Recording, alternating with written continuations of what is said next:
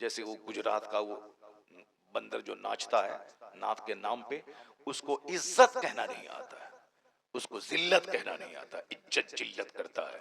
हाँ, उसको सारा हिंदुस्तानी हीरो बनाया हुआ है। उसकी जबरदस्त बाइकाट करो सारे हिंदुस्तान में। अगर उसी को बुलाना है तो फिर दूसरे दिन तुम कव्वालों को बुलाओगे, हारमोनियम और तबला वाले को बुलाओगे। इसलिए जो भी मिक्सचर मशीन वाला है, खबरदार कभी उस नाथ खां को मत बुलाओ। बाइकाट, मिक्सचर वाला, मशीन वाला, इको वाला, कभी उसको नहीं बुलाया जाए। सिंपल ढंग से जो नाथ पढ़ता, अभी नाथ पढ़ी इन्होंने, कितनी अच्छी नाथ पढ़ी उन्होंने, माशाअल्लाह सुभान अल्लाह। हमारे हिंदुस्तान का एक बहुत पुराना मशहूर नाथ खां है असद इकबाल। अब वो कहाँ नाचता है, कहाँ साहब वो मशीन रखता है, पैर से ऐसे ऐसे दबाता है, कहाँ दबाता है उसको। अब आज 30-35 साल से नाथ पढ़ रहा है, अच्छी नाथ पढ़ रहा है, आवाज वही वैसी है। तो अब कायदे से हाँ वो अच्छी आवाज भी सही हो, मगर नाथ खानी जलसे में गालिब नहीं आनी चाहिए, जैसे हमारे बुजुर्गान दीन के जमाने में होती थी, अल्लामा अरशद साहब के जमाने में होती थी। एक नाथ खां आया, 5 अशार पढ़ा, बस चलो, बाकी अब दीन सिखा रहे हैं, कुरान हदीस की बातें हो रही। अब तो दीन की बातें दब गई, अब नाथ खानी सामने आ गई। ये अगर अच्छी नाथ भी पढ़े बंदा तो भी सीरत के जलसे में इस बात का ख्याल रहे कि नाथ खानी 10% हो, तकरीर 90% होनी चाहिए।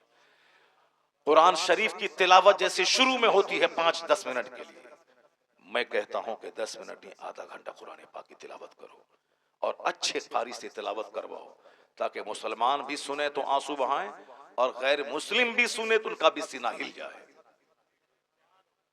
क्योंकि मेरी गुफ्तगू में वो तासीर नहीं है जो अल्लाह का कलाम आज भी वो असर रखता है कि बंदा कायदे से तिलावत करे तो आंख से आंसू के कतरे बह जाए। वह तक़शइर्रु मिन्हु जुलूदुल लज़ीना यख़शौना रब्बहुम, कुरान कहता है जो अल्लाह से डरते हैं उनके रोंगटे कुरान सुनने के बाद खड़े हो जाते हैं, उनके रोंगटे खड़े हो जाते हैं, उनके चमड़े नर्म पड़ जाते हैं। व इज़ा समिअू मा उनज़िला इला रसूल तरा अयुनहुम तफीदु मिनद्दम, जब वो अल्लाह के कलाम को सुनते हैं तो आंखें आंसू बहाने लगती है। अल्लाह का कलाम है ही इस काबिल कि बंदा आंसू बहाए, हंसे नहीं। कुरान हुज्न के साथ नाजिल हुआ है, इसलिए आका फरमाते हैं जब कुरान पढ़ो तो आंसू बहाओ, रोने जैसी सूरत बनाओ। खुद आका अलैहिस्सलाम अब्दुल्लाह इब्ने मसूद जो सहाबी रसूल हैं, उनसे कहा कि तुम कुरान पढ़ो मैं सुनूंगा। उन्होंने कहा सरकार कुरान तो आप पर नाजिल हुआ है, आपसे बेहतर कौन पढ़ सकता है। आका ने कहा कि मैं सुनना चाहता हूं तुझसे। उन्होंने जब कुरान पढ़ना शुरू किया तो हुजूर सुनते रहे, यहां तक कि इस आयत पर जब पहुंचे वजीना बिका अला हाउलाए शहीदा, सरकार ने हाथ के इशारे से कहा कि रुक जाओ। अब्दुल्ला इब्ने मसूद जब रुक गए, चूंकि वो मुस्तफ़ा को सुना रहे थे, किस बेखुदी में सुना रहे होंगे, जिस पर कुरान नाजिल हुआ है उनको सहाबी सुना रहा है, किस कदर बेखुदी में सुना रहा होगा कि मैं आका को सुना रहा हूं जो कुरान वाले हैं, जिन पर कुरान नाजिल हुआ है, वो बेखुदी में सुना रहे थे। इधर आका अलैहिस्सलाम ने जब रुकने का इशारा किया, वो जब रुके, उसके बाद आंख उठा के देखा तो देखा हुजूर की आंखें आंसू बहा रही हैं। सुभान अल्लाह सुभान अल्लाह। जिन पर कुरान नाजिल हुआ वो कुरान सुन के रो रहे हैं, इसलिए हुजूर ने कहा जब कुरान पढ़ो तो आंसू बहाओ, आंसू न निकले तो आंसू बहाने जैसी सूरत बना लो। गम से कुरान नाजिल हुआ है। कुरान का मजाज है जंग साफ कर देना, कुरान का मजाज है घमंड दूर कर देना, कुरान का मजाज है जो सुने तो उसके रोंगटे को खड़ा कर देना। आज हमारे यहाँ कुरान ही नहीं पढ़ा जाता है, कॉमेडी सुनी जाती है, कुरान नहीं सुना जाता है। जहां तहां की बेजान कहानी सुनी जा रही, कुरान नहीं सुना जा रहा। बंगाल में एक और गलत रीत है, जीवनी के नाम पे फालतू बेबुनियाद और गढ़ी हुई रिवायतें बयान की जाती हैं, और गा गा के गढ़ी हुई रिवायतें सैयदा फातिमा ज़हरा रज़ी अल्लाह ताला अन्हा की शान में गैर मुहज़्ज़ब जुमले, नबी बोला ए फातिमा, ये सारी बातें जीवनी के नाम पे बोली जा रही है, जीवनी के नाम पे गाया जाता है। 5 बच्चे बैठे हुए, ये गा रहा, जीवनी बयान कर रहा है। उलमाए कराम से हदीस सुना जाए, उलमाए कलाम से कुरान सुने जाए, झूठी जीवनी बयान नहीं की जाए, कुरान पाक के पढ़ने का रिवाज दिया जाए। घर में कोई औरत हाथ में काम में हाथ नहीं लगाएगी जब तक कि वह कुरान पाक की तिलावत ना कर ले। कोई झाड़ू नहीं लगाएगी जब तक कि वह दुरूद ना पढ़ ले। जिन अय्याम में उन पर नमाज फर्ज नहीं है, जब माहवारी के दिनों में, उन दिनों में भी आदत बना दें कि वह वजू करके मुसल्ले पे बैठ के 100 बार कलमा शरीफ 100 बार दरूद पढ़ ले, ताकि दूसरों को उनकी कमजोरी का पता भी नहीं चले और नमाज पढ़ने की आदत भी लगी रहे, ताकि नमाज 5 वक्त पढ़कर वजू करना, मुसल्ले पे बैठने की आदत लगी रहे। वरना वह पाक होंगी, एक दिन पहले वो नहाएंगी, 2 दिन के बाद नमाज शुरू करेंगे, 5 दिन के बाद फिर अगला महीना का खून आ जाएगा, बस सुस्ती करेंगी। इसलिए बुजुर्गों ने कहा है उसे नापाक हालत में नमाज नहीं पढ़ना है, लेकिन वह दुरूद तो पढ़ सकती है, वजू करके मुसल्ले पे बैठ जाए ताकि नमाज के टाइम की आदत लगी रहे। वो दुरूद पढ़े काम शुरू करने से पहले। मुसलमान मर्द तिलावत करे काम शुरू करने से पहले। तिलावत 5 मिनट जल्दी से खत्म कीजिए, बाकी वो नाचेगा 1 घंटा 1.5 घंटा 2 घंटे तक। नाते पाक को नाच नहीं बोला जाता है, नाते पाक को मुजरा नहीं बोला जाता है। जो तुम्हारा स्टाइल, जो तुम्हारा ढंग है, उस ढंग की मजम्मत की जाती है, नात की नहीं। जो नात दिल से पढ़े तो बंदा वली बन जाएगा, जो दिल से मुस्तफा से इश्क करे तो वो वली बन जाएगा। दिल से जो करे, जबान से हम आपके बगैर नहीं जिएंगे, नमाज फजर जोहर असर सब गायब है। वो तो सारी जिंदगी पढ़ता रहेगा नात, विलायत की क्या बरकतों को महसूस ही नहीं कर सकता है। वो आशिक रसूल वो होगा जो मुस्तफा की मोहब्बत में मुस्तफा की पैरवी करता है। आशिक रसूल तो गर्दन कटाने को तैयार रहता है। गर्दन कट जो नमाज़े फजर के लिए ना उठ पाया वो गर्दन क्या कटा पाएगा। बस सिर्फ 2 पैसा कमाने के लिए ये सारे नाम लिए जाते हैं। आला हजरत के सामने एक शख्स आया, कहा हुजूर मैंने नात लिखी है। उस नात के अशार में जब देखा, मैं आपके लिए तड़प रहा हूँ हुजूर, आपकी जुदाई में बेचैन हूँ। आला हजरत ने क्या कहा, जो कुछ आपने लिखा है वो अगर आपके दिल में है तो आप वली हैं। जो आप लिखे हैं कि हम हुजूर की याद में तड़प रहे हैं, हिज्र में बेचैन हैं, अगर वाकई आप बेचैन हैं आप वली हैं, वली। ये कौन बोल रहा है? कुतुबुल इरशाद। ये कौन कह रहे हैं? नाइब गौसे आजम। ये कौन कह रहे हैं? शेखुल इस्लाम वल मुस्लिमीन। हम लोगों की बात तो कमजोर है, शेखुल इस्लाम वल मुस्लिमीन की बातें हैं। क्या कह रहे हैं? अगर ये बात आप दिल की कैफियत है तो आप वली हैं, आप जाहिर सी बात है। और अगर नहीं, सिर्फ अल्फाज की बाजीगिरी है, अल्फाज और जुमले का जोर है, तो आप झूठे हैं। अगर वो बात आपके दिल में है नहीं कि मैं तड़प रहा हूं, और अल्फाज में लिख रहे हैं कि मैं तड़प रहा हूं, तो आप झूठ बोल रहे हैं, और झूठ में कोई असर नहीं, कोई तासीर नहीं, कोई बरकत नहीं। आला हजरत ने कलाम उनके हाथ में दे दिया। अब आप बताएं कि ये है। और आजकल ये कहते हैं नात पढ़ने को मुजरा कह दिया आपने, नात को गवैया, नात पढ़ने वाले को गवैया कह दिया। नात पढ़ने वाले को गवैया नहीं बोला जाता है, जो फिल्मी स्टाइल में नाते पाक की तौहीन करे उसको गवैया बोला जाता है, उसकी तौहीन की जाती है। वरना नात आप कायदे से पढ़ें और आंसू निकले तो बंदा आपका पांव चूम लेगा कि आशिक रसूल है। पहले लोग पढ़ते थे, 5 वक्त की नमाजें पढ़ते थे, तिलावत करते थे, फिर नबी की नात बावजू मुहज्जब होके पढ़ते थे, सारा मजमा रोता रहता था, सरकार की मोहब्बत दिल में पैदा होती थी। एक तो तुम नात पढ़ता है बेवजू, नात पढ़ता है बेनमाजी, और उसके बाद ढठाई के साथ फिल्मी स्टाइल में नात पढ़ता है, फिल्म के गाने के तर्ज पे नात पढ़ता है, और फिर आलिम दीन की तौहीन और अपमान करता है। जिस आलिम के पांव की धूल के बराबर नहीं है ये बेनमाजी और जाहिल नात खां, ये उलमा की तौहीन करते हैं।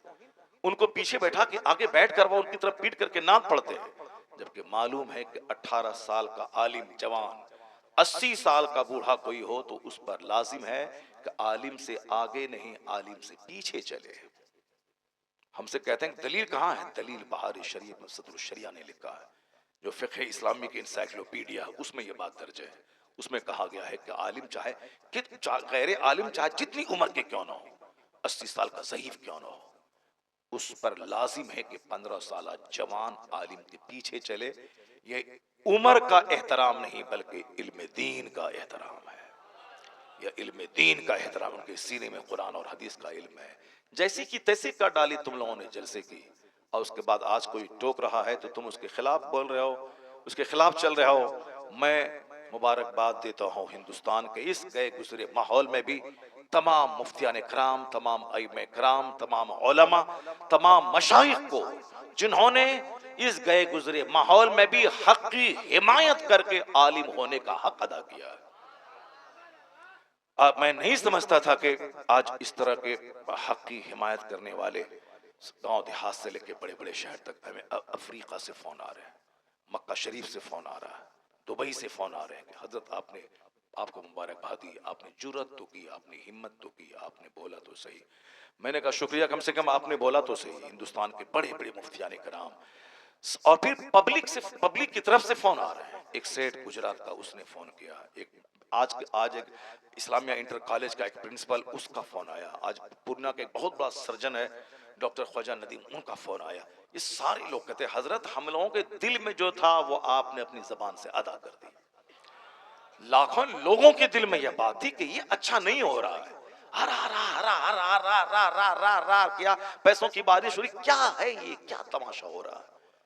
इसलिए आज अगर मेरे बोल देने से अगर सारे नात खां अदब से नात पढ़ने लगे तो समझ लें कि अल्लाह का करोड़ों शुक्र और एहसान है कि कम से कम कोई एक बंदा गाली गलौज सुनने के बाद हक तो बोला जिसका असर झलकने लगा। उसकी सुबह होकर एक महफिल में था, वहां एक बहुत बड़ा हिंदुस्तान का नात खां, वह सिर्फ एक नात पढ़ के बैठने लगा तो मैंने कहा कि एक कलाम और सुना दो। कल रात दिल्ली में था, वहां भी वो ऐसा नात खां था जो नात खां बहुत मशहूर है जुमाने में, वो भी अदब के साथ बैठ के नात पढ़ रहा था। अभी फोन आ रहा है दिल्ली से कि हजरत असर झलक रहा है। फिर कल एक फोन आया कि जैसे हुजूर असर झलक रहा है। कम से कम कुछ तो हुआ, फायदा तो हुआ। जिस दिन हमारा जलसा बाजारी नात खानों से खाली हो जाए, आलिम दीन की बात सुनने के लिए लोग बाहर से चल के पिंडाल भर देंगे, क्योंकि कुरान से बेहतर कौन सी बात है, हदीस से बेहतर कौन सा कलाम है। ये तो लोगों ने माहौल खराब किया। अल्लाह तबारक व तआला उन सबों को भी जो लोग बाजारी लबो लहजे में नाते पाक को बदनाम करते हैं, वह लोग भी कायदे से मुहज्जब होकर नात पढ़ने लगे। अल्लाह उन्हें अच्छे ढंग से नात पढ़ने की तौफीक अता फरमाए। चाहे 1000 अच्छी नात हो, मगर नात सिर्फ 5 से लेके 10 मिनट बस। उसके बाद तकरीर, फिर एक नात, फिर तकरीर, फिर एक नात, जैसे पहले होता था बुजुर्गान दीन के जमाने में होता था। ये तो अब चला है कि नहीं, हम एक ही बार पढ़ेंगे, चाहे 1 घंटा पढ़वा लो, चाहे 2 घंटा पढ़वा लो, एक ही बार पढ़ेंगे। तो उनको आप एक हम एक ही बार नजराना देंगे, एक बार नजराना देंगे। 5000 रुपए जो दे दिए तो बस, उसके बाद 30,000 रुपए फिर नहीं देंगे। वरना तुम हमारी महफिल में नात पढ़ने आ रहे हो तो मैं जैसे कहूंगा वैसे तुमको नात पढ़ना होगा। पैसा मैंने दिया है तुमको, और पैसा दिया है तो अब जैसे मैं कहूंगा वैसे करना होगा। एक नात पढ़ो, बैठ के तकरीर सुनो, फिर एक तकरीर के बाद बैठो नात सुनो, फिर उसके बाद नात पढ़ो, फिर तकरीर सुनो, फिर बैठो, फिर नात पढ़ो, सलातो सलाम पढ़ेगा, दुआ में शरीक होगा, फिर उसके बाद यहाँ से जाएगा। उसके बाद जो तुम्हारी उजरत है, जो मजदूरी है, वह तुमको दी जाएगी और जाओ। ये होना चाहिए। ऐसा नहीं कि अपनी बात चलाने के लिए कि वो जो उस दिन तमाशा हुआ, मैंने कहा था कि उनकी नात लास्ट में पढ़ना, पहले तकरीर करवा लो, मजमा है बड़ा, दिन का पैगाम पहुंचवा दो। वो बोला नहीं नहीं, हम एक ही बार पढ़ेंगे, चाहे पहले पढ़ें कि बाद में पढ़ें, 1-2 बार नहीं पढ़ेंगे, एक ही बार पढ़ेंगे। तो उनकी बात मान लिया, मेरी बात नहीं माना। जलसा वाला उनकी बात मान लिया, मैंने कहा था तकरीर पहले करवाओ, मेरी बात नहीं माना। उन्होंने कहा उनकी बात मान ली। तो जाहिर सी बात है, नीयत जहां खराब होगी तो बरकत है कहां से जाहिर होंगी। आलिम दीन को सम्मान देना होगा, दीनी गुफ्तगू को इज्जत देनी होगी। अब जरा गौर से सुनिए मेरी बात जो मैं कह रहा हूं। मैं कह रहा हूं कि साहब, हमारे यहाँ शादी के बाद एक गलत ट्रेंड है कि अब पढ़ाई बंद, अब सिर्फ खाना बनाना, बच्चा पैदा करना, झाड़ू लगाना, उसके बाद सब मुताला, सब नमाज वगैरह सब बंद। जबकि मरते दम तक बंदा को इल्म हासिल करते रहना चाहिए। आया है उतलबुल इल्म मिनल महद इलल लहद, obtain knowledge from the cradle to the grave. मां की गोद से लेके कब्र की गोद तक इल्म हासिल करते रहो और हर दिन नई नई चीज सीखते रहो, यहां तक कि मौत आ जाए। एक बहुत बड़ा स्कॉलर अंग्रेज का, वो हवाई जहाज से सफर कर रहा था। जब जहाज डूबने लगा तो हिंदुस्तान का एक स्कॉलर उनके बारे में पढ़ चुका था कि बहुत बड़ा पढ़ा लिखा आदमी है वो भी इसी जहाज से सफर कर रहा है। तो उस जहाज में जब हर तरफ हंगामा बपा था, आहो फुगा गिरियो सारी, चूंकि जहाज डूबने वाला, सब लोग मर जाएंगे। ये हिंदुस्तान का स्कॉलर देखें कि इतना बड़ा थिंकर है, फिलोसफर है, वो इसी जहाज से सफर कर, देखें उनका क्या हाल है इस टाइम में। सारे लोग तो रो रहे हैं, पीट रहे हैं कि अब मैं मर जाऊंगा। देखें उस बड़े फिलोसफर जिनकी एक एक बात में जिंदगी मिलती है, जिनका एक एक सेंटेंस वेटी वजनदार होता है, प्रेशस कीमती होता है। जरा उनसे पूछें, देखें उनका क्या सिचुएशन है इस मौत जब सामने नाच रही है, कश्ती डूबने वाला है। वो जब गया उसके कमरे में, हवाई जहाज, पानी वाले जहाज में, देखा कि वो किताब की स्टडी में लगा हुआ है। क्या बात है, किताब पढ़ रहा है। कहा सर, तूफान की जद में है जहाज, सारे मुसाफिर रो रहे हैं, सामने मौत नजर आ रही है, और आप इस खौफ की घड़ी में किताब का मुताला कर रहे हैं। क्या कहा उस बंदे ने, वो यूरोप का रहने वाला, हम लोग तो सिर्फ घचड़ घचड़ बात करने वाले हैं, टाइम बर्बाद करने वाले हैं, सिर्फ दूसरों की गीबत शिकायत करने वाले हैं, अपनी बुराई दूर करके अच्छाई पैदा करने का ट्रेंड तो हमारे अंदर है नहीं। जो अच्छा काम कर रहा है उसकी टांग खिंचाई हमारे अंदर है। वो यूरोप का दानिश्वर क्या कह रहा है, इसीलिए तो मैं किताब पढ़ रहा हूं। अब जहाज डूबने वाला है, हम लोग मरने वाले हैं, कम से कम मरने से पहले पहले इल्म तो हासिल कर रहे हैं। अल्लाह समद, कम से कम मरने से पहले पहले एक चैप्टर तो पढ़ ले, मरने से पहले पहले एक इल्म तो हासिल कर लें, इसीलिए तो पढ़ रहा हूं। हालांकि जहाज डूबा नहीं, बिल्कुल उलट पुलट करके तूफान की जद में आकर के बस किनारा मिल गया और जहाज बच गया। अगर नहीं बचता, मर जाता, तो ये बात हमको कैसे मालूम होती? क्योंकि जो उस जहाज पे सवार था, उसने जहाज से बचने के बाद तब स्टेटमेंट दिया। ये देखें स्टडी करने वाले लोग कैसे कैसे होते हैं, मौत के वक्त में भी मुताला करते हैं। और यहाँ शादी हुई, पढ़ाई बंद, शादी हुई, दुआए कुनूत तक याद नहीं। शादी के बाद जो गांव देहात के मकतब में पढ़ाने वाले मौली साहब से, मुंशी जी से जो पढ़ा था, अलम तरा कैफ़ फ़अल रब्बुका बिअस्हाबिल फ़ील अलम यजअल कलहु फ़ी तज़लील व अरसलहुम तररा बिल, जो मकतब के मुंशी से पढ़ा था, उसी तरह की हमारी बेटियां मरते दम तक पढ़ती रहती, हमारे बच्चे मरते दम तक उसी तरह पढ़ते रहते हैं। ये नहीं कि अब जिंदगी बची है, शादी के बाद कम से कम वक्त है तो चलो ट्यूशन पढ़ करके अच्छे कारी से कम कुरान पाक की 20 सूरतें, जो तरावी की नमाज में जब मैं तन्हा पढ़ूं तो कम से कम 20 सूरतें, कम से कम 10 ही सही अलम तरा कैफ़ा से लेके कुल अऊज़ु बिरब्बिन नास तक ठीक से पढ़ लें, ताकि नमाज सही हो जाए। उसको तरावी में भी पढ़ लें डबल करके, और पांचों नमाजें उसी 10 सूरतों से पढ़ें, कम से कम इतना तो कर लेना चाहिए। नहीं, बूढ़े हो गए, कुरान पाक कायदे से पढ़ नहीं पा रहे हैं। जरा देखें, वो हिंदू की बेटी शादी जवान हो चुकी थी, शादी हो गई, शादी के बाद अपने शौहर से कहा, शौहर से बोली कि मैं स्टडी जारी रखूंगी, आपकी खिदमत में कोई कमी नहीं होगी, मैं आपकी वाइफ हूं, मैं टाइम निकाल के मैं स्टडी करूंगी। तो शौहर ने कहा हाँ ठीक है, स्टडी करो। इस कदर डीपली पढ़ाई करी कि पूरा हिंदुस्तान अखबार में आया था, सारा मेरा शहर खुशी मना रहा था। हिंदू तो खुशी मना ही रहे थे, मुसलमान भी उसकी मेहनतों की दाद दे रहे थे कि शादी होने के बाद, एक बच्चा होने के बाद भी पढ़ाई जारी रखी। वह ब्लॉक डेवलपमेंट ऑफिसर भी नहीं बन गई, बीडीओ ब्लॉक डेवलपमेंट ऑफिसर बन गई वो। और हमारी बेटी अलम तरा कैफ़ा भी नहीं पढ़ पाई, दुरूद ताज भी नहीं पढ़ पाई, दुरूद इब्राहिमी भी कायदे से याद नहीं है। अगर दुरूद इब्राहिमी पढ़ो तो कोई बच्चा नहीं पढ़ पाएगा, वह भूलेगा, सर खुजलाएगा। अल्लाहुम्मा सल्ली अला मोहम्मद पर कहीं बारक तब बोलेगा, कहीं कहीं कहीं वो कुछ बोलेगा, कायदे से नहीं पढ़ पाता है, वो पढ़ ही नहीं पाता है, चूंकि मजाज ही नहीं, बस खाना पीना मर जाना है। हदीस में आया है, उस बंदे पे नहुसत तारी है, उस पे लानत है। कौन? जो दिन गधे की तरह गुजारता हो और रात मुर्दार की तरह गुजारता हो। गधे की तरफ मतलब धोबी के घर से कपड़ा ढोना घाट तक, घाट से धोबी के घर तक, गधे की तरह साफ ईंट ढोना, चक्की पीसना। वो गधा जो मेहनतें करता, उसको मालूम नहीं कि मेरी पीठ पर किताब है कि लकड़ियां है। वो गधे की तरह मेहनत करना, रात मुर्दार की तरह सो जाना। जो दिन भर खेत खलियान, दुकान, मार्केट, बाजार, ये सामान, वो सामान, ये ऑर्डर, वो ऑर्डर, वो सप्लाई, यानी कभी ख्याल तक ना आया कि मुझे अगर कल मर गया तो मेरे पास क्या होगा। न जमीन रहेगी, न मकान, न पैसे जो मैंने कमाया, न फिक्स डिपॉजिट, कुछ नहीं रहेगा। मरने के बाद जहां खरबों साल रहना है, बेगिनती साल रहना है, जहां का एक दिन 50,000 साल के बराबर है आखिरत का, वहां मेरा क्या बनेगा?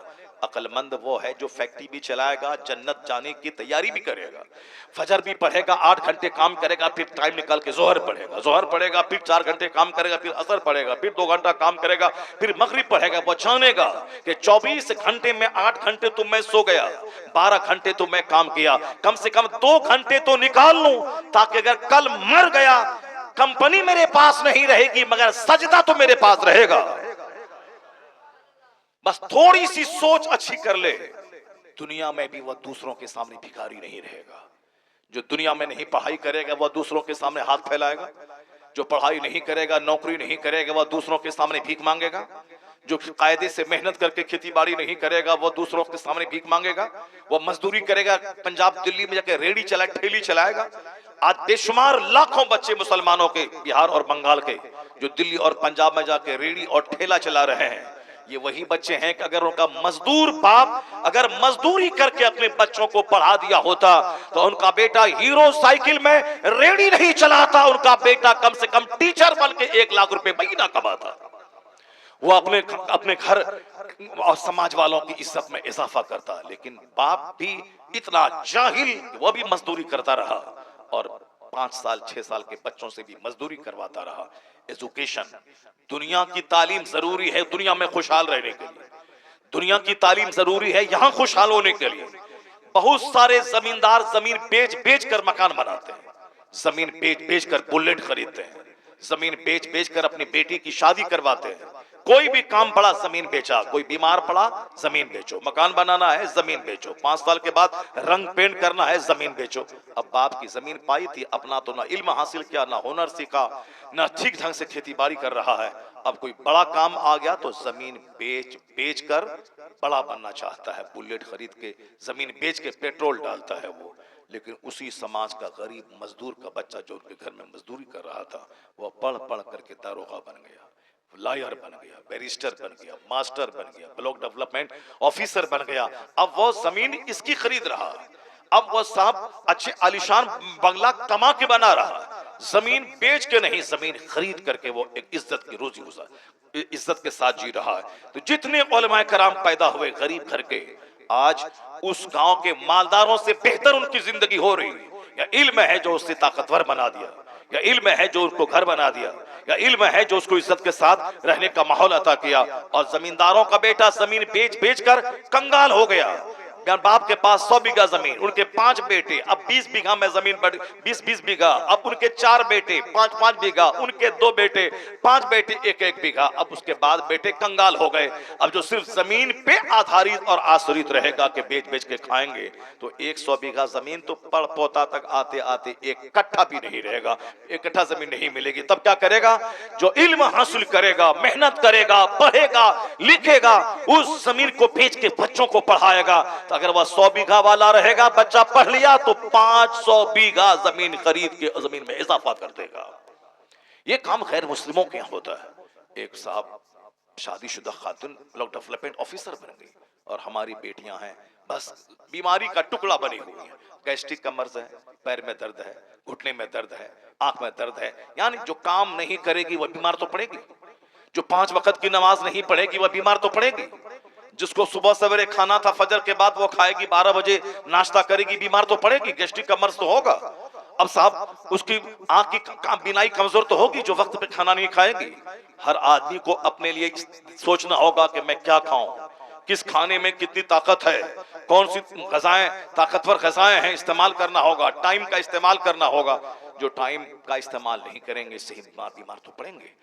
अब डॉक्टर मुरली मनोहर जोशी जो भाजपा का कैडर लीडर है, उसने कभी कहा था, कानपुर के एक योगा के शिविर में कहा था, स्वस्थ रहने के लिए योगा करें।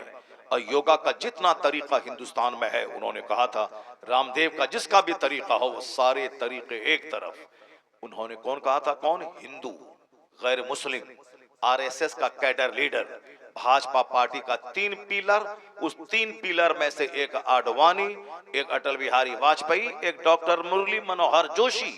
ये 3 पिलर हैं भाजपा पार्टी की, बीजेपी के।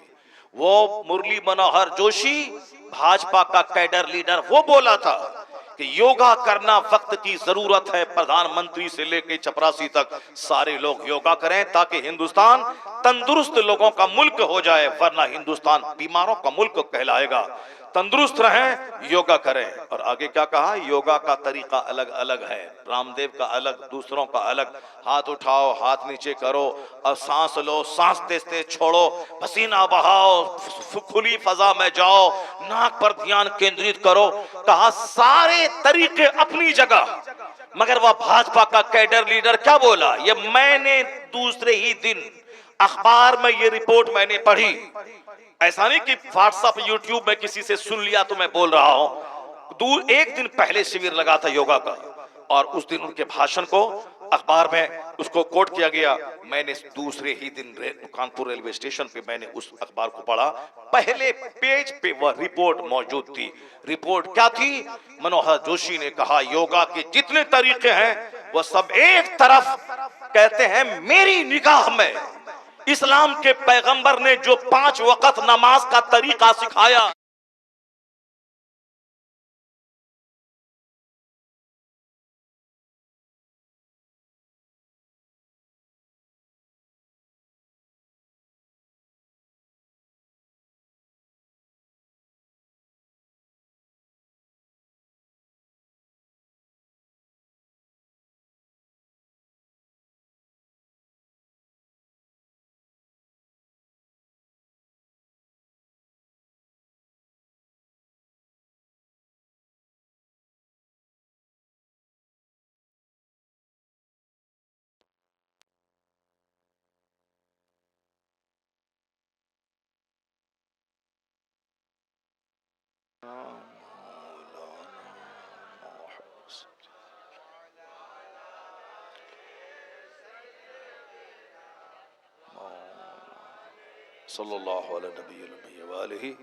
सल्लल्लाहु अलैहि वसल्लम, सलातों व सलामन अलैका या रसूल अल्लाह। एक बार जोर से बोलें, अस्सलातु व सलामु अलैका या रसूल अल्लाह व अला आलिका व अस्हाबिका या नूर अल्लाह।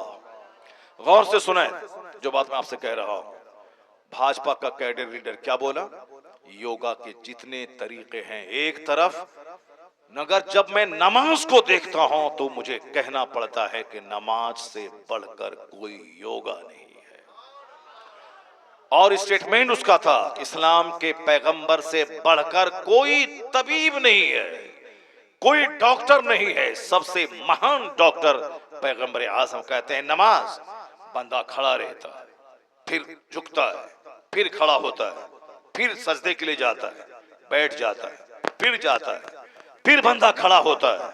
खड़ा जब होता है तो ध्यान सजदे की जगह पे केंद्रित करता है। जब झुकता है रुकू में तो ध्यान आंखें पांव पर केंद्रित रहती। जब बैठता है तो गोद में ध्यान केंद्रित रहता है। कहते हैं सजदे में आंख नाक पर ध्यान केंद्रित लोग करते हैं। वो कहते हैं सलाम के टाइम में कांधे पर। ये कंसंट्रेशन, ये ध्यान केंद्रित करना, सारी दुनिया से कट जाना, अपने मालिक की तरफ ध्यान लगाना। वो कहते हैं कि जो नमाज का स्टाइल है, खड़ा होने के बाद सीधे कोई चले जाए सजदे में तो कोई फिजिकल डिस्टरबेंस हो सकता है, जिस्मानी खराबी कोई हो सकती है, लेकिन सीधे खड़े होने के बाद सजदे में नहीं जाना है।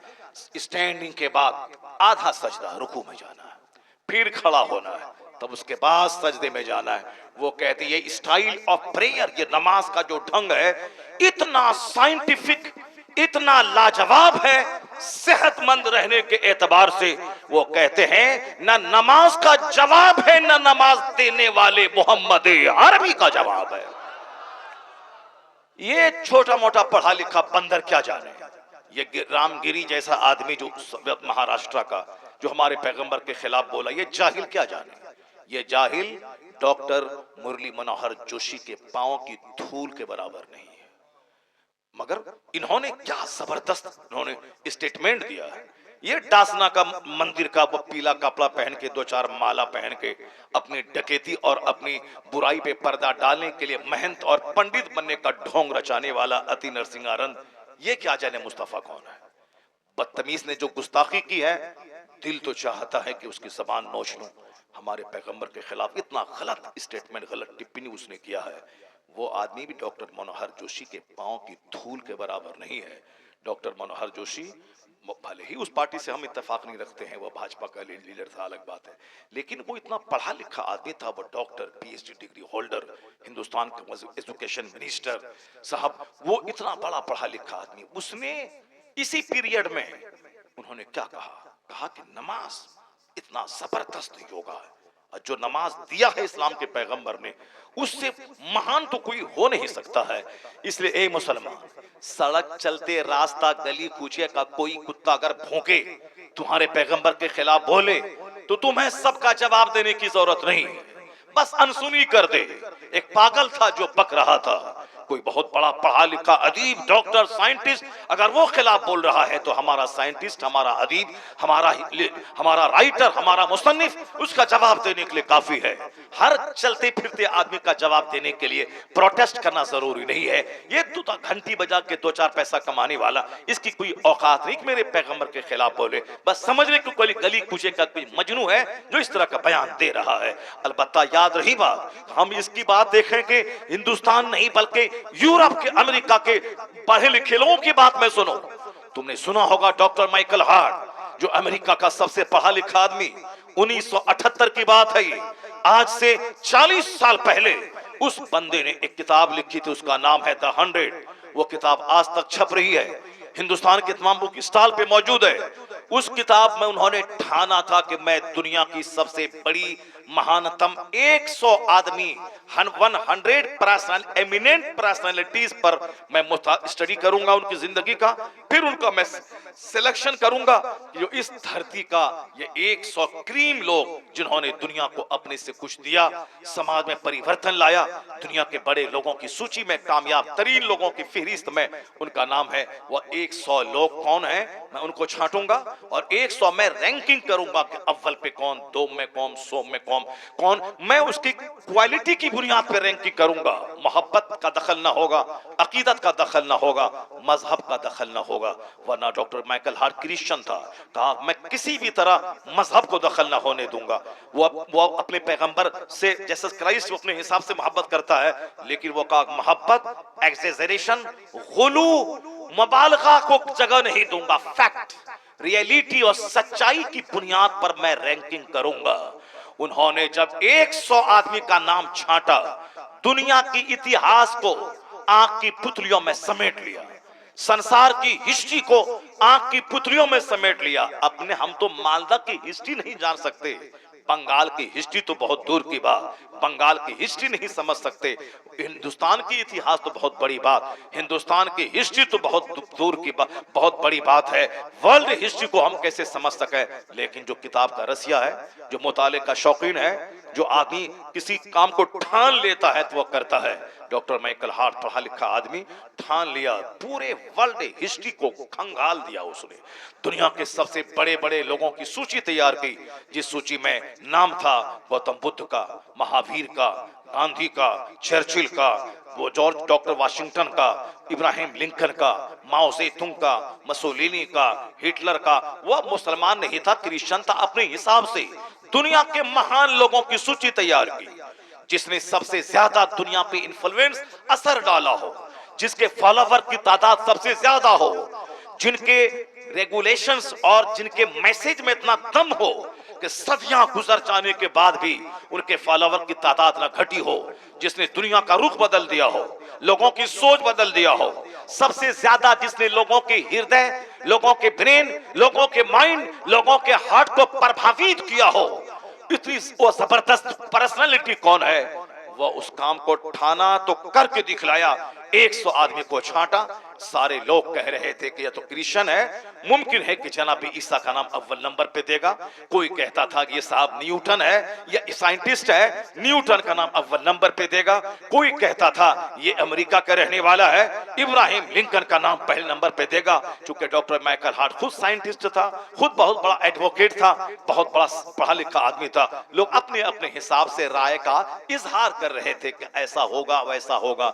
लेकिन जब किताब छप के प्रेस से बाहर आई, द 100 नामी किताब, उस किताब का नाम ही है द 100, 100 सब लैंग्वेज, सब इन एवरी लैंग्वेजेस, तमाम जबानों में उसका तर्जमा हो चुका है। आज भी वो किताब बुक स्टॉल पे मिलती है। द 100 नामी किताब जब प्रेस से छप के बाहर आई, दुनिया के सारे लोग दंग रह गए कि कामयाब तरीन लोगों की सूची में पहला नाम न न्यूटन का था, न जीसस क्राइस्ट का था, न इब्राहिम लिंकन का था। पहला नाम मोहम्मद अरबी अलैहिस्सलाम का था। पहला नाम।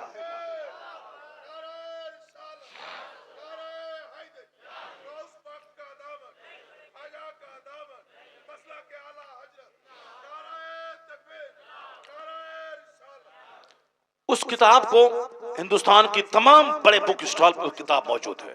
ये नरसिंहानंद उस किताब को खरीद के पढ़े, नहीं खरीद के पढ़ना चाहता तो वो बोले हम उसको किताब भिजवा देते। डॉक्टर गिरी साहब रामगिरी वो किताब पढ़े। वो इन जैसे करोड़ लाखों लोगों को जो पढ़ा सकता है और जिसको इसकी धूम सारी दुनिया में इसकी सलाहियत की है, उन लोगों ने क्या हमारे पैगंबर के बारे में लिखा। उन्होंने कहा क्या लिखा उन्होंने, he was the only man in history who was supremely successful on both levels, religious and secular। वो कहते हैं कि ह्यूमन हिस्ट्री का वो इकलौता आदमी था मोहम्मद अरबी अलैहिस्सलाम जो सियासत और मजहब दोनों सतह पर सबसे ज्यादा कामयाब तरीन शख्स हुआ। He was only man, तनहा आदमी, इकलौता आदमी, who was supremely successful, यानी जो सबसे ज्यादा कामयाब हुआ इस रुए जमीन में, मजहबी तौर पर भी, सियासी तौर पर भी। एक ऐसी गवर्नमेंट दुनिया को दी जिस गवर्नमेंट में अमीर गरीब काले गोरे सबको समान अधिकार दिया। सबों की राय से हुकूमत चलेगी, अपनी हुकूमत नहीं चलाई जाएगी बल्कि बंदों पर, बंदों के खालिक की हुकूमत चले, के कानून की हुकूमत चलेगी, जिसको आमतौर पर अपनी जबान में लोग अपने हिसाब से डेमोक्रेसी कहते हैं। वह कहते हैं जमहूरियत, प्रजातंत्र, जहां काले गोरे का फर्क मिट जाए, सारे अमीर गरीब सब बराबर हों, सबको समान अधिकार मिले। वो कहते हैं ये कानून अगर किसी ने नाफिज किया है दुनिया में तो उसका नाम मोहम्मद अरबी अलैहिस्सलाम है। वह इकलौता आदमी है जो साइंटिफिक, जो साइंस, जो मजहबी तौर पर और सियासी तौर पर कामयाब हुए हैं, ये उसने कहा। और मालूम है हिंदुस्तान के एक हिंदू लीडर डॉक्टर सरोजनी नायडू वो क्या कहती है, वो कहती हैं I have been struck over again and again to see this indivisible unity of Islam. When the azan is sounded, the worshippers are gathered, the peasant and the king stand side by side together. The best embodiment of democracy can be seen 5 times a day in the mosque.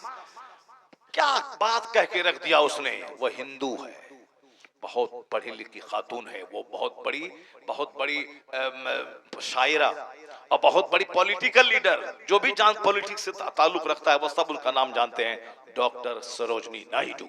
वो लिखती हैं कि मैं जब मुसलमानों की मस्जिदों पे नजर दौड़ाती हूँ, मैं हैरत में पड़ जाती हूँ कि हर जगह डेमोक्रेसी, प्रजातंत्र का ढंढोरा पीटा जा रहा है, अमीर गरीब काले गोरे सब बराबर। वो है कहाँ दुनिया में? ये 5 वक्त मुसलमानों की मस्जिदों में देखने को मिल जाता है, 5 वक्त मुसलमानों की मस्जिदों में देखने को मिल जाता है। वो क्या कहती है, when the अजान इज साउंडेड, तब अजान दी जाती है। अजान की बात आगे एक बार मैं बता दूं, अजान की आवाज सिर्फ मुसलमान नहीं सुनते हैं, गैर मुस्लिम भी सुनते हैं। जब गैर मुस्लिम दुनियादार सारे लोग सुनते हैं तो इमाम से ज्यादा अच्छी आवाज वाला मुअज्जिन होना चाहिए, इसलिए कि जब वो अजान 5 टाइम पुकारे तो मुमकिन है कि बहुत सारे गैर मुस्लिम का सीना हिल जाए, वो अजान सुन के कलमा पढ़ के मुसलमान हो जाए। मेरे मोहल्ले की मस्जिद में मुअज्जिन अलग है, मोहल्ले का एक बच्चा 10th में पढ़ता है, 10th में या 11th में पढ़ता है। वो बच्चा कभी कभी अजान देता है, वो 11वीं में पढ़ता है, मैट्रिक पास कर चुका है या मैट्रिक का एग्जाम देने वाला है। अजान जब देता है तो हिंदुओं का घर आसपास में है गैर मुस्लिमों का, उनके घराने की औरतें भी काम काज छोड़ के अजान सुनने लगती हैं और वो दूसरों से कहती हैं, क्या कहती हैं, वो कहती हैं कि वो बच्चा बड़ा अच्छा अजान देता है। और एक मुसलमान औरत थी, वो जब अजान बच्चा देता था तो वह रोने लगती थी। वो ट्रांसफर हुआ उसके शौहर का, वो शहर से बाहर चली गई और वहां से हर महीने, क्योंकि वो मौजिन नहीं होता, स्कूल में पढ़ता है बच्चा, स्कूल में पढ़ाता है, लेकिन अजान कभी कभी देता है, तो वो वहां से हर महीने उनके लिए 1000 या 2000 रुपये महीना वह भेजती है कि तुम्हारी अजान बड़ी अच्छी लगती है, ये पैसा तुम्हारे लिए तोहफा के तौर पर है। तो अब हमारा मौजिन कैसे अजान देता है? अल्लाह, वो कैसे, जो पुराना सब मौजिन है, न तलफ्फुज ठीक है, हा हा, अब अपने लोगों को भी बुरा लगता है, गैर मुस्लिमों को भी बुरा लगता होगा। अब कमेटी वाला उसको निकालता नहीं, बोलता कैसे निकालें, वो तो 25 साल से दे रहा है, 30 साल से दे रहा है, 30 साल से दे रहा है, तो उसको रिटायरमेंट दे करके उसको टाका महीना दो उसको। तुम 5000 मिलता था तो 2500 देंगे, तुम अपना घर में रहो, बूढ़ा हो गए, रिटायर कर गए, अब रहो। स्कूल में तो 60 साल के बाद टीचर रिटायर कर जाता है, और तुम जब 30 साल से अजान दे रहा है, तो अब तो कम से कम आराम करो, ठीक से आराम करो, ये पैसा ले लो 2000। अब अजान देगा वो जिसकी आवाज सुन के काफिरों का भी सीना हिल जाए। इस पर कोई तवज्जो नहीं देता है। अब पॉलिटिक्स होती है। अब हम कहते हैं कि साहब मौजिन जबरदस्त अजान वाला हो, ताकि बेनमाजी को नमाज पढ़ने के लिए मस्जिद की तरफ चला जाए। हम लोग बचपन से नमाज सुन रहे हैं, नमाज अजान सुन रहे हैं, 54 साल उम्र हो गई हमारी, 4 साल माइनस कर दे 50 साल, सब बात मालूम है, लेकिन आज भी आवाज अच्छी अगर किसी की है, अजान देता है, तो आज भी पलकें भीग जाती है, आज भी आदमी सकते में पड़ जाता है। तो अजान एक रिप्रेजेंट, एक मुजाहिरा है, एक एग्जीबिशन है हमारी सलाहियतों का, हमारी दीनदारी का, और उसको सब सुनता है। इसलिए मौजिन किसी सूरत में कमजोर नहीं होना चाहिए। जबरदस्त मुकाबला, कंपटीशन हो, 50 मौजिन को बुलाया जाए, जिसकी आवाज सबसे ज्यादा खूबसूरत हो, अच्छी तनख्वाह दे करके उसको मौजिन मुकर्रर करे। मैं कहूंगा कि उसकी अजान इस्लाम की तरफ बुलाने में इंपॉर्टेंट रोल अदा करेगी उसकी अजान। अब सरोजनी नायडू क्या कहती हैं, जरा गौर से सुनिए। वो कहती हैं, I have been struck over again and again to see this indivisible unity of Islam। मैं इस्लाम की जो यूनिटी, इत्तेहाद का जो मुजाहिरा है, मैं उसको देखकर हैरत में पड़ जाती हूँ। जब मैं मुसलमानों की मस्जिदों को देखती हूँ, अजान होती है, नमाजी जमा होते हैं, the peasant and the king, किसान और बादशाह, हल जोतने वाला फार्मर, उसको पीजेंट कहते हैं, किंग बादशाह राजा। अब वह हिंदू खातून गैर मुस्लिम लीडर वो क्या कहती हैं कि अजान होती है, नमाजी जमा होते हैं, तो कहती हैं वो कि बादशाह और किसान ये दोनों एक सफ में खड़े हो जाते हैं। बादशाह और फार्मर, गुलाम और आका एक सफ में खड़े होते हैं। काले गोरे का फर्क मिट जाता है, अमीर गरीब का फर्क मिट जाता है। बादशाह के बाजू में कोई हल जोतने वाला किसान खड़ा हो, कोई बुरा नहीं माना जाता है। मालिक के बाजू में नौकर खड़ा हो जाए, कोई उसको हटा नहीं सकता है। वो कहती हैं कि the best embodiment of democracy, प्रजातंत्र क्या है? Democracy is the government of the people, for the people, by the people. यानी प्रजातंत्र की परिभाषा यही है कि हुकूमत अवाम की, अवाम के लिए, अवाम के जरिए, इसी को कहते हैं डेमोक्रेसी। वो कहती हैं कि डेमोक्रेसी है कहां? कहीं गोरों का शासन है, कहीं ब्राह्मणों का शासन है, जो उनके कहने का सेंस था। हिंदुस्तान में भले ही डेमोक्रेसी है, लेकिन आजादी के बाद से लेकर पूरे 75 साल तक में सत्ता किसके हाथ में है सबको मालूम है। अफ्रीका में, अमेरिका गोरों का मुल्क है, कहने की बात है कि व्हाइट एंड ब्लैक सेम है, डेमोक्रेसी है, लेकिन सत्ता किसके हाथ में है वो सारी दुनिया जानती है। सरोजनी नायडू कहती हैं कि सच्ची डेमोक्रेसी, ट्रू डेमोक्रेसी है कहां? ये मुसलमानों की मस्जिद में 5 वक्त देखने को मिल जाता है। 5 टाइम जब अजान होती है, नमाजी जमा होते हैं, किसान और बादशाह एक साथ मिलकर खड़े होते हैं और दे प्रोक्लेम, वो ऐलान करते हैं क्या? न कोई बाप बड़ा है, न कोई दादा बड़ा, न कोई गोरा बड़ा है, न कोई काला बड़ा, ना कोई शहरी बड़ा है, ना देहाती बड़ा, ना कोई अरबी बड़ा है, ना कोई अजमी बड़ा। वो क्या कहते हैं सारे लोग खड़े होकर, अल्लाह अकबर, अल्लाह इज द ग्रेटेस्ट, अल्लाह ही सबसे बड़ा है, अल्लाह ही सबसे बड़ा है, अल्लाह ही सबसे बड़ा है। और आगे चलकर यह डासना मंदिर का महंत सुने गौर से क्या कहती हैं सरोजनी नायडू, ये नसाब रामगिरी जैसा खबीस, वो सुने इसी हिंदुस्तान के एक महान हिंदू औरत वो क्या कहती हैं। वो कहती हैं, you find in London an Indian an Algerian and a Turk, India is the motherland of one, Turkey is the motherland of another, but when they stand in prayer, it makes man instinctively a brother। क्या गजब की बात कह दी उस खातून ने। वह हिंदू औरत क्या कहती है, वो कहती हैं कि लोग लंदन में जाते हैं, अब इंडिया से लोग गए, अल्जीरिया से लोग आए, तुर्की से लोग आए, जबान अलग, इंडिया की जबान अलग, तुर्की की जबान अलग, अल्जीरिया की जबान अलग, मुल्क अलग, जबान अलग, और अलग अलग काम से लोग लंदन गए हैं, कोई घूमने, कोई पढ़ने, कोई बिजनेस करने, मुल्क अलग, काम अलग, जबान अलग, मगर when they stand in prayer, लेकिन जब ये मुसलमान नमाज के लिए खड़े होते हैं लंदन में, इंडियन, अल्जीरियन और तुर्की का रहने वाला, जबान अलग, मुल्क अलग, काम अलग, लेकिन जब नमाज का टाइम हुआ और ये सब मिलके जब नमाज के लिए खड़े होते हैं, तो वो कहती हैं कि it makes man instinctively A brother. ऐसा लगता है ये मुस्तफा का दिया हुआ कानून नमाज, ये मुसलमानों को भाई भाई के बंधन में बांध देता है। अब कोई ना अल्जीरियन ना इंडियन, सब गुलाम मोहम्मद है, एक सब में खड़े हो गए महमूद अयाज, न कोई बंदा रहा न कोई बंदा नवाज। ए कौम मुस्लिम, अल्लाह का शुक्र है कि तुमको बरहमन घर में अल्लाह ने नहीं पैदा किया। अल्लाह का शुक्र है कि तुम अमेरिका के यहूदी घर में नहीं पैदा हुए। अल्लाह का शुक्र है कि तुम किसी इसराइल के यहूदी घर में नहीं पैदा हुए। शुक्र है मालिक मौला का कि मुसलमान घर में हमको पैदा किया। वरना तुम में से कोई बंदा बता दे कि इतना महान मजहब इस्लाम के लिए तुमने स्टडी की है, तुमने मुताला किया है, तुमने 10 साल खाक छानी है, 1000 लोगों से तुमने मुलाकात की है, सबसे तुमने डिबेट किया है, पंडित से, किसी रिब्बी से, किसी पोप से तुमने बहस किया है, मुबाहसा किया है, तब जाके कहा नहीं इस्लाम सबसे ग्रेट है, मैं इस्लाम स्वीकार करता हूं।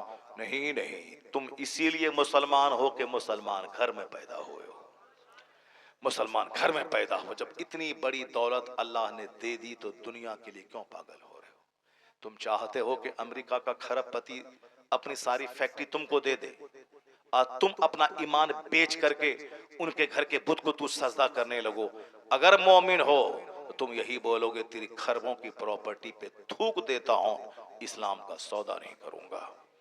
जब इतनी बड़ी दौलत अल्लाह ने आपको दे दी है तो फिर दुनिया के लिए क्यों रोते हो, दुनिया के लिए क्यों भागते हो, दुनिया के लिए क्यों परेशान होते हो। जब इतनी बड़ी दौलत अल्लाह ने दी है तो दुनिया ना होने का शिकवा क्यों करते हो।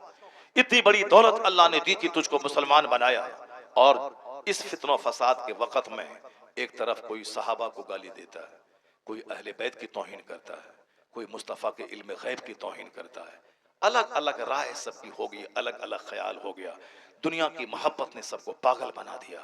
जबकि अल्लाह रब्बुल इज्जत ने अपने महबूब को जो बुलंदी दी है, कुरान गवाह है, हदीस गवाह है। मगर कुछ लोग हैं कि सरकार दो जहां में कलमा पढ़ने के बावजूद ऐब निकालते, कहते हैं कि इल्म नहीं, इल्म गैब नहीं है, इल्म गैब है भी तो जानवर चौपाए की तरह माशअल्लाह, 1000 बार माशअल्लाह, कैसी कैसी बातें करते हैं। कुछ लोग कहते हैं नबी को मैं मानता हूँ, सहाबी को मानता हूँ, अमीर मुआविया रज़ी अल्लाह तआला अन्हु को नहीं मानता हूँ। कुछ लोग कहते हैं कि इमाम हुसैन बादशाहत के लिए मैदान करबला गए थे और जंग की और वहां शहीद हो गए।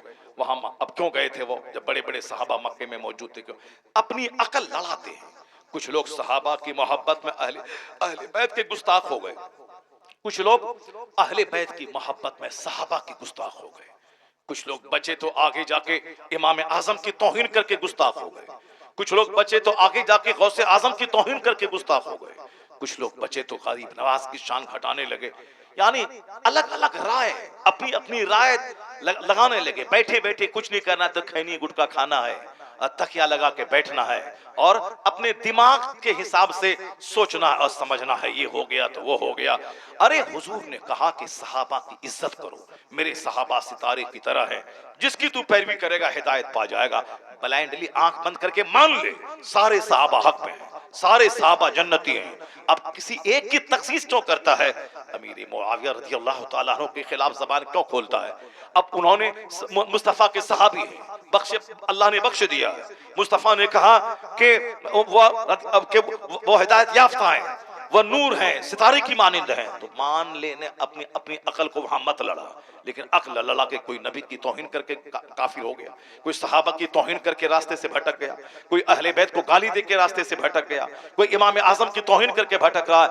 इस फितनो फसाद के वक्त में अगर तुम ईरान के यहूद राफिजी घर में पैदा हो गए होते, पानी पी पी के सिद्दीक उमर उस्मान रज़ी अल्लाह अन्हुम अजमईन को गाली देते। अल्लाह का शुक्र है राफिजी घर में नहीं, सुन्नी घर में अल्लाह ने पैदा किया। तुमने रिसर्च नहीं किया कि वहाबियत ठीक है, सुन्नियत ठीक है, कि कादियानियत ठीक है। कौन मतलब जो बहुत सारे लोग कहते हैं कादियानी काफिर है, वो मुताला ही नहीं किया, बस मौलाना साहब कहते हैं तो वो भी कह रहा है, आला हजरत ने कहा तो वो कह रहे। मौलाना लोग, जो मौलवी साहब लोग, मेरे जैसे बहुत सारे मौलवी हैं जो उनकी किताबों को नहीं पढ़ा, बस कह दिया आला हजरत काफिर है, वहां आंख बंद करके, मुताला नहीं किया है। लेकिन अगर ये कादियानी घर में पैदा हो गया होता, ये भी सारी जिंदगी नबूवत के ऐलान करने वाले गुलाम अहमद को नबी मानता, और फिर सुन्नी मुसलमानों को वो कम पढ़ा लिखा और गरीब और पस्त कहता। मगर हम लोग आज अगर टनाटन सुन्नी हैं तो हमारा कोई रोल नहीं है, बस रोल किसका है? फजले इलाही का है कि हमें राफिजी फैमिली में नहीं, सुन्नी फैमिली में पैदा किया है। अब भी तो मान ले कि तुझसे बड़ा धनवान कोई नहीं है, तुझसे बड़ा मालदार कोई नहीं है, तुझसे बड़ा मालदार कोई नहीं है। इस नेमत का तो शुक्र अदा कर कि खरबपति राफिजी है और हम गरीब सुन्नी हैं, खरबपति काफिर है, हम गरीब मुसलमान हैं। इसका तो शुक्र अदा कर, इसका तो शुक्र ये अदा करके रात भर सजदा करके शुक्र अदा करेगा तो भी इस नेमत का शुक्र अदा ना हो पाएगा। चूंकि एक काफिर चाहे दुनिया में 50 घर बना ले, 50 टन सोना खरीद ले, मरने के बाद जब वो जाएगा क़यामत में, वहां दायमी तौर पर आग उसका मुकद्दर है, वहां कुछ काम नहीं आएगा, खरबों साल आग में जलता रहेगा।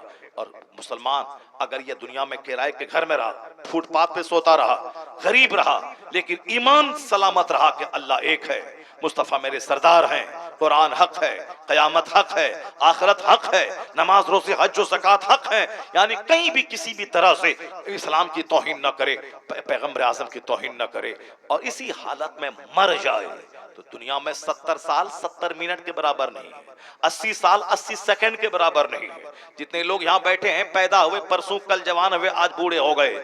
हमारा ये 55 साल कैसा लग रहा है? वैसा लगता है जैसे परसों पैदा हुए, कल पढ़े लिखे, और आज दाढ़ी के बाल सफेद हो गए। वक्त गुजरने में देर लगता है, द टाइम फ्लाइज, ये वक्त उड़ रहा है। अभी ईद की नमाज हम लोगों ने पढ़ी, अब आने वाले ईद की तैयारी शुरू है, 2 महीने के बाद रमजान है। अब हम लोगों ने प्रोग्राम लिखा, जो अब आगे दिसंबर, जनवरी, फरवरी के लास्ट 26 तारीख तक प्रोग्राम बुक है। अब 1 मार्च से रमजान शुरू है। अब मदीना जाने की तैयारी कीजिए, रमजान में साहब हाफिजों से बात कीजिए। अब खत्म हो गया, यानी अभी ईद की नमाज से फारिग हुए हैं, अभी ईद आ रही है। क़यामत की निशानी है कि वक्त बड़ी तेजी से गुजरेगा। साल 1 महीने की तरह लगेगा, महीना हफ्ते के बराबर लगेगा, हफ्ता 1 दिन के बराबर लगेगा, और 1 दिन जैसे कोई आग चिंगारी भड़की और बुझ गई, अभी सुबह अभी शाम। ये क़यामत की निशानी है कि वक्त बड़ी तेजी से गुजरेगा। ये निशानी आ गई है, कब मर जाएंगे कहना मुश्किल है। अब अल्लाह रब्बुल इज्जत का शुक्र अदा करें कि दुनिया में गरीब रहें, मोहताज रहें। अगरचे मोहताज रहने इस्लाम पैगाम नहीं देता। ज़कात का कानून है कि कमाओ 1 लाख, साल में 2500 अल्लाह की राह में अपने गरीब भाई को दे दे। कमाओ 1 करोड़, 1 करोड़ माल तेरा पाक रहेगा, तुम सिर्फ 2.5 लाख, 100 लाख तेरा, 100 लाख में 98,50,000 तेरा, और 2.5 लाख तेरी गरीब बहन, तेरे गरीब भाई, तेरे गरीब पड़ोसी, तेरे गरीब रिश्तेदार अल्लाह रब्बुल इज्जत के नाम पे ज़कात निकाल के कानून पर अमल करते हुए अपने गरीब भाई बहन को दे दे। माल भी बढ़ेगा, वहां जन्नत भी मिलेगी। तुम दे, 1 करोड़ दिया है तो 2.5 लाख निकाल उस अल्लाह की खातिर। अल्लाह का हुक्म मानते हुए अपने गरीब भाई को दे दे। तेरा गरीब भाई खाएगा, माल भी बढ़ेगा, सवाब भी मिलेगा। दौलत कमाना अगर हराम होता तो भी ये कानून ज़कात नाज़िल नहीं होता, ये नहीं होता। पता चला 1 करोड़ कमाना जायज है, 2.5 लाख निकाल, तेरा माल पाक है। तो हम 1 अरब कमा ले, 1 अरब कमाल, 2.5 करोड़ निकाल, तेरा माल पाक हो जाएगा। 40वां हिस्सा ज़कात में निकाल। ये कानून ज़कात बताता है कि माल कमाओ नमाज के साथ, माल कमाओ सच्चाई के साथ, माल कमाओ तिलावत के साथ, माल कमाओ उसूल पर अमल करते हुए। बेशुमार लोग हैं नमाज पाबंदी तहज्जुद इशराक चास्त पढ़ते हैं और बिजनेस करते हैं। बेशुमार लोग हैं झूठ नहीं बोलते, अरबों में खेलते हैं। बेशुमार लोग हैं साहब दौलतों के अंबार पे 105 मंजिला फ्लैट में रहते हैं और कोई नमाज नहीं छोड़ते हैं। अल्लाह ने दौलत दी है, कड़ाके की सर्दी में गीजर ऑन किया, गर्म पानी से नहाया, फजर की नमाज पढ़ने चला गया। अल्लाह ने पैसा दिया है, घर में एसी लगाई और चिलचिलाती गर्मी में जोहर की नमाज एसी चला के आराम से मस्जिद में पढ़ रहा है। अल्लाह ने जब माल दिए है लगाओ मस्जिद में एसी, अल्लाह ने माल दिए है लगाओ घर में एसी, अल्लाह ने माल दिया है लगाओ अपने बाथरूम में गीजर, ताकि कोई फजर कज़ा ना होने पाए, कोई जोहर कज़ा ना होने पाए। जाड़े के मौसम में गर्मी का मजा ले, गर्मी के मौसम में ठंडे पानी का मजा ले। इस अगर पैसा नहीं रहेगा तो गीजर कहां से खरीदेगा, पैसा नहीं रहेगा तो एसी कहां से लगाएगा, पैसा नहीं रहेगा तो अपने घर में हीटर कहां से लगाएगा। इसलिए माल कमा, ज़कात निकाल, नमाज़ें 5 जगह ना पढ़, यहां भी आराम से रह, और जब मरेगा तो मुस्तफा की जन्नत में आराम से चला जाएगा। और अगर दुनिया में नहीं पढ़ेगा, नहीं लिखेगा, नहीं मेहनत करेगा, नहीं मुशक्कत करेगा, भाग दौड़ नहीं करेगा, तो दूसरों के सामने हाथ फैला के भिखारी रहेगा। सर ढकेगा, पाँव खुलेगा, सर ढकेगा। मकान बनाएगा तो प्लास्टर नहीं कर पाएगा, प्लास्टर करेगा तो बैंक का कर्जा लेगा। अगर बैंक का कर्जा लिया तो गाड़ी कैसे लेगा, अगर खाना खाएगा सुबह तो शाम कैसे खाएगा, बच्चों को कैसे पढ़ाएगा। रिश्तेदार घर में शादी होगी तो कर्जा लेकर के उनको कपड़ा लेके उनकी शादी में जाएगा। पैसा नहीं रहेगा तो रिश्तेदार का ताना सुनेगा, पैसा नहीं रहेगा तो समाज में गरीबी का ताना दे के तुझको लोग उद्धृत करेंगे। इसलिए दुनिया में पैसा कमा, इज्जत से रह।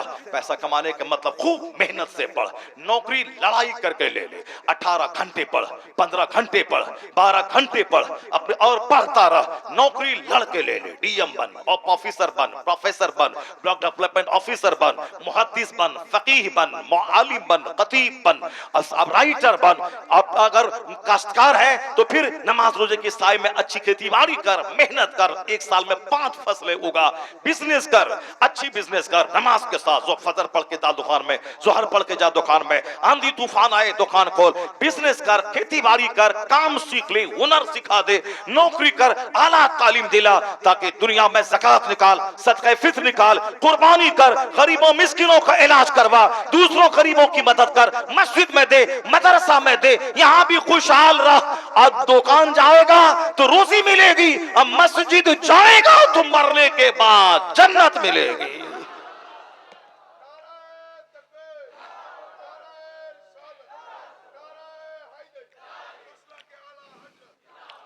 जो सिर्फ पैसा कमाया, नमाज नहीं पढ़ा, रोजा नहीं रखा, तो फिर दुनिया ही में 70-80 साल सुख कर लेगा और मरने के बाद खरबों साल आग में जलने के लिए चला जाएगा। और जो सिर्फ नमाज पढ़ेगा, रोजा रखेगा, ज़कात देगा, सूखी रोटी खाएगा, ईमान बचा के मर जाएगा। चलो कम से कम 70-80 साल दुख काटा, कम से कम अब खरबों साल जन्नत में जाके आराम करेगा। लेकिन अगर ये भी थोड़ी सी मेहनत करेगा, मुशक्कत करेगा, भागदौड़ करेगा, नमाज पढ़ेगा, दुनिया भी यहाँ भी आराम से रहेगा, मरने के बाद आराम से रहेगा। ये थ्योरी हमारी नहीं है, ये थ्योरी हमारे परवरदिगार की है। वो क्या थ्योरी है? रब्बना आतीना फिद दुनिया हसना व फिल आखिरति हसना व क़िना अज़ाबन नार। अब दुआ कर, अल्लाह ने सिखाया है बंदों से कि तुम दुआ करो कि ए मेरे रब, दुनिया में भी भलाई अता फरमा, आखिरत में भी भलाई अता फरमा, और जहन्नम की आग से हमें बचा दे। इसलिए इस्लाम नहीं कहता तू फकीर बन जा, मोहताज बन जा, मुफलिस बन जा, भिखारी बन जा।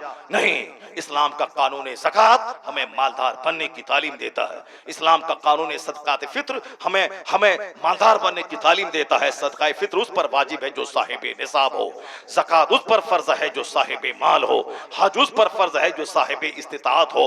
पैसा रहेगा 5 लाख तब न बंदा हज को जाएगा, वरना हज के तड़पता रहेगा या दूसरों के सामने भीख मांगता रहेगा। क्या पैसा दीजिए हम मदीना जाएंगे, सेठ साहब पैसा दीजिए हम मदीना जाएंगे। मैं कहता हूं क्यों भीख मांग के मदीना जाता है? भीख मांगना खुद हराम है, हज के लिए सवाल करना यह भी हराम है। क्यों मांगता? हज फर्ज नहीं है तो हज की तमन्ना दिमाग में मत पाल। नमाज पंजगाना फर्ज है, 5 टाइम पढ़, नमाज पढ़, ये हज से बड़ा फर्ज है नमाज पंजगाना। नमाज पढ़ता नहीं है, अब मदीना जाएंगे मदीना जाएंगे, ये दिमाग में तमन्ना पाले हुआ है।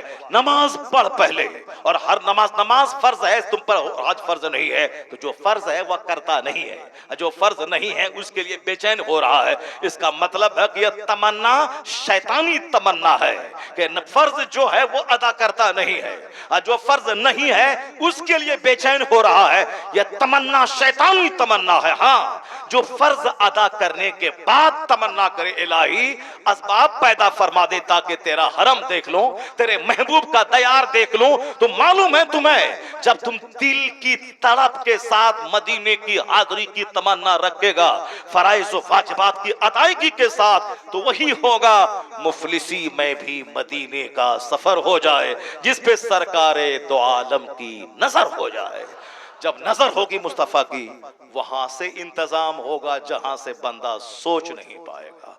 और यहां बोलता है कि हम नात पढ़ते हैं, हमको नजर ना दीजिए, आपका पैसा मदीना में खर्चा करेंगे। ला हौल वला कुव्वता इल्ला बिल्लाह।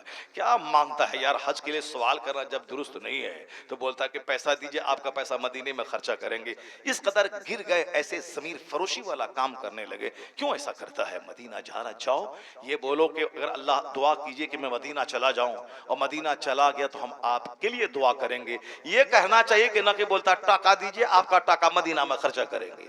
जब सवाल करना ही हराम है तो क्यों सवाल कर रहा? आप टाका दीजिए, आपका टाका हम मदीने में खर्चा करें। यानी गुनाह करते करते आदमी ठेठ और दिलेर हो जाता है। हजरत, मैंने आज ही एक कौल पढ़ा, एक बहुत बड़े बुजुर्ग का कौल आज मैंने पढ़ा है कि जो आदमी फराइज का, सुन्नतों का तर्क करने वाला होता है, अरे चलो ये सुन्नत है छोड़ देते हैं, फर्ज अदा कर लेते हैं। जो सुन्नतों को छोड़ने का आदी होता है वो धीरे धीरे फर्ज भी छोड़ने लगता है, और जो फर्ज छोड़ता है वो धीरे धीरे शरीयत को हकीर समझने लगता है। नहीं, नमाज रोजा पढ़ना कोई जरूरी नहीं है।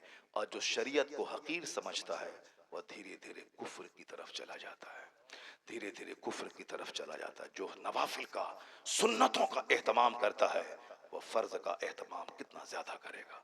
और जो फर्ज पर अमल करेगा, नमाज रोज़े हज व ज़कात पे, वह शरीयत को किस कदर अहमियत समझेगा।